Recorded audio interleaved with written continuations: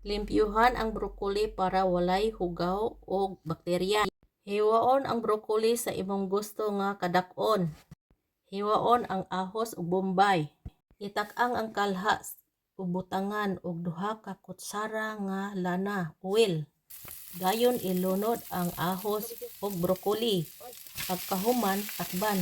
Human sa 5 ka minuto, kurawon ug takban ang for 5 minutes. Ilunod ang sibuyas bombay for 3 minutes. Pagkahuman og kuraw, butangan sa oyster sauce. Pagkahuman, takban for 3 ka minutos. Haonon dayon, luto na. Tanawa, lami kayo ba? Simple ra kay nga recipe og lami pagyud kaayo.